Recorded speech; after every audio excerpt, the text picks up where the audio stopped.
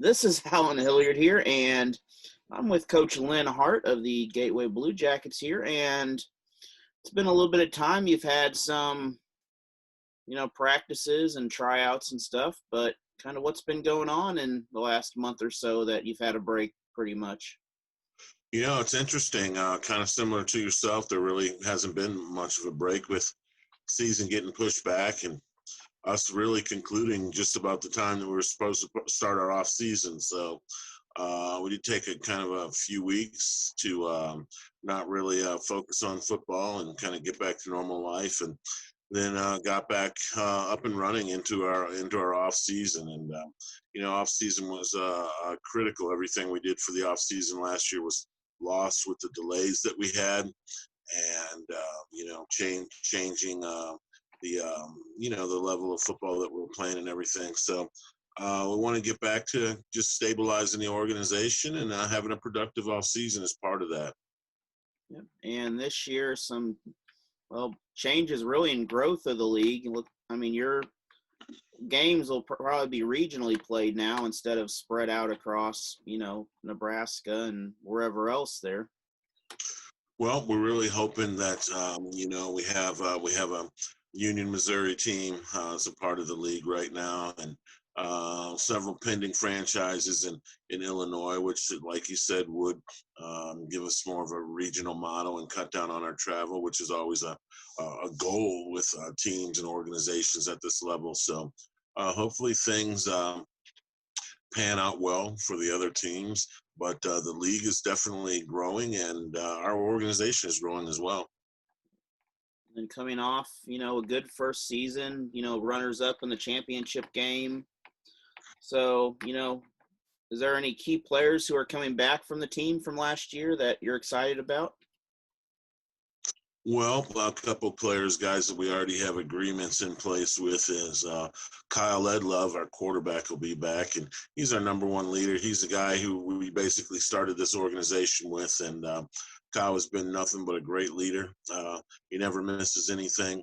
He's always one of the first guys there, last guy out, and a guy that we really look forward to having back this year. And with the changes that we've kind of made on our coaching staff, look to get him a little bit more coaching and improve his level of play. Brett Gokey will be back with us. He played defensive line and had an elbow issue that required surgery and missed a great part of the season. So he's going to come back. He's going to be our fullback, one of our fullbacks and our long snapper.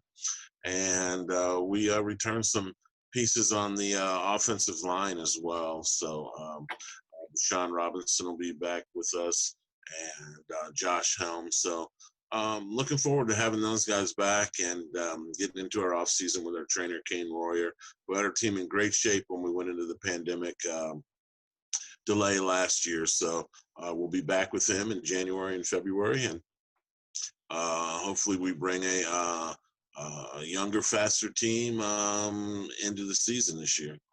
Yep. And I understand. I think we should have some kind of an idea for what schedules are going to look like pretty soon here in the springtime. Yeah, we have another owners meeting coming up here in a week or so, and like I said, things have been real fluid in the IDFL, and leadership at the top with what Randall Fields is doing. He's done a great job bringing in some support. Some people who are experienced with 8-man outdoors, critical. And then, we have some great teams. And as you know, Queen City, they set the bar high. And I wouldn't say that we're trying to do things exactly like them, but we are trying to match them. And, last season we felt good about things. We were the only team that took those guys on 3 times, and we felt like each time our organization grew, even though we didn't grow from a victory. So our opportunity is just to keep building and chasing those guys down. And there's some other league champions in the league this year too. So we can't sit back and really rest on what we did. We got lucky in 2020. We were able to play a season. We were able to finish with a winning record and playing a championship game. And those are all positives that we're trying to build off of as we're kind of, in the midst of this off season right now.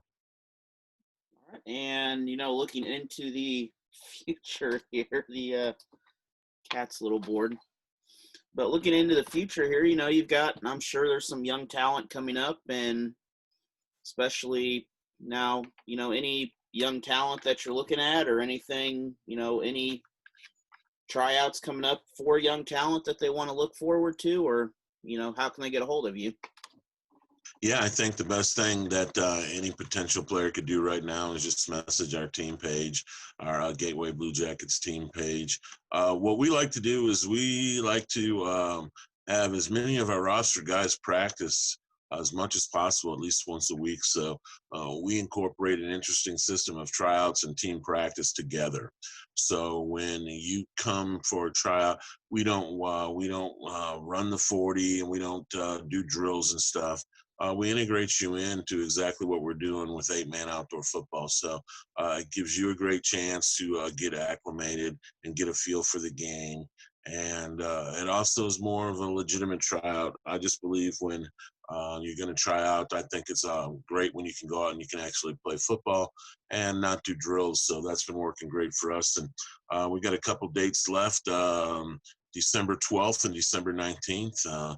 Will be where we've been at Francis Howe North High School in St. Charles. And we're there. Registration for new players is 9 a.m. to 9:50, and then we hit the field with a team practice from anywhere from 10 to noon or 12:15. All right. And some of the, you mentioned something about earlier coaching. Any new coaching staff on there or any changes in staff that from last year? Yeah, I think the critical thing that we've done is we've kind of flip-flopped a little bit with the coaching staff. So Lin Hart will take over as the head coach. And obviously I was head coach before. And it's not that I don't have the capabilities of being a head coach. It just seems right now with a growing franchise, the Gateway Bluejackets growing, it's best for me to settle into a role that I'm more familiar with as GM and president of football operations, and more running the organization from above than necessarily being the field general. So Lin Potts will take over as head coach. I'll still be fully involved offensively and with the team. I'll coach quarterbacks and special teams. Lin will handle running backs and wide receivers. Charles Henry is a key person in our organization, and he's a potential head coaching material as well. So he'll be our defensive coordinator. He'll handle our O-line and D-line. And Kevin Short, former NFL vet Kevin Short, who played with us, he's been added to our coaching staff as well. He'll probably still hold a roster spot on our roster as well. So he's able to play if needed. So he has really brought a lot to the table. Like we talked off air a little bit, an excellent coach, a guy who has the potential to probably coach in the NFL or a high college level coach. He can take a good group of athletes and really work with them and teach them and coach them up. And he's also a great recruiter as well. So he's helped locally with bringing some talent into the organization as well. So again, that's where I mentioned, we have an opportunity to get a little younger and get a little faster. And we think that's something that's going to help us in 2021. Yep. And then now locations and stuff, have they all been decided, or is that still kind of up in the air for next year of, practices and games and all that, or is that still in the processes at the moment? I know last year you guys had great facilities at Rams Park and yeah, to answer your question, currently we're still planning on playing our home games at Rams Park, One Rams Way in our city. But with everything going on in the world that we're living in, we have a couple backup plans as well, just in case they're needed. So to answer your question, probably a little early as far as finalizing anything, but our plans moving forward are to return to Rams Park for the 2021 season. Practice locations, again, our team is based in Winsville, but we have guys from St. Charles County and St. Louis City, St. Louis County, this and that. So we have moved practices a little bit more in east for our St. Louis guys and even some of our St. Charles guys. So we've been practicing again at Francistown North, and it's about 20 minutes away from Wentzville, so it does cut down on the drive for guys. And so far, we've been getting good turnout. And again, like I said, we'll be out there December 12th and 19th. Early registration for any first-time player, 9 to 9:50, and then we hit the field for team practice from 10 to noon. Yep. And then I know, last year being the first year, some of the the game coverage did the best we could out there, but I believe with little magic boxes like this expensive little thing here, plans for some pretty nice game coverage, I think, once get all the kinks sorted out. Well, no doubt about it. And, you and I have been at this going on year 2.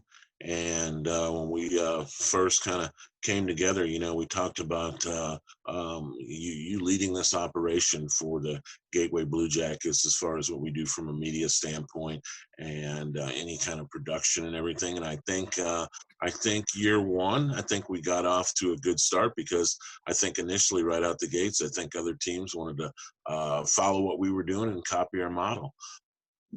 Now, looking at the different, having possibly, I think, 4 different regions now, or I think it's 4 regions is what their 16 teams at least is what they're looking at right now, or for the league. Yeah, I think what it's going to come down to, it's really looking realistically like probably a 10 to 12 team league.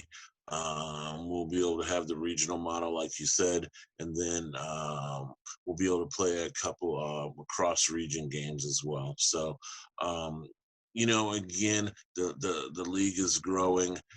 Give the IDFL credit for everything that they did last year. You were right there involved, and we were one of the few leagues that was able to start and finish, even though everything wasn't perfect, particularly for our organization. Missing out and losing out on games, it really costs what we were able to do as an organization. I'm certainly not trying to say that those games, if we would have had those games, we would have beat Queen City. But as a new organization, we needed those 2 or 3 games to build our organization. And it was something that held us back. And that's why this offseason is important to us and that we take it seriously. And it's productive for us moving forward because we did miss out on those 2 or 3 games last year. Yep. And then even, up here for basketball for my team, which last year had a pretty decent year. We have to wait till January. We only get 5 games for our just entire season pretty much. And then with new health restrictions and things like that, I think 7 games total at the most is what we'll have this year. Yeah, again, we're in an interesting time.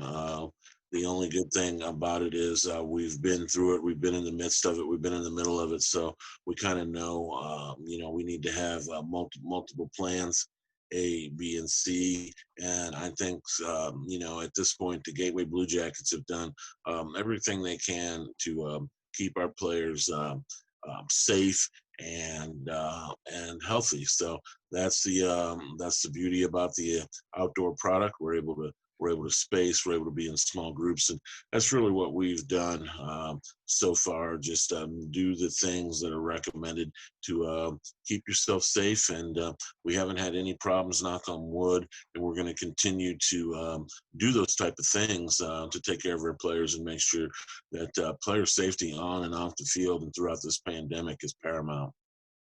Yep. And being in St. Louis, you guys have your rules change, almost daily up there at times. They can go from strict to less strict, then back to strict again in a week, it seems like.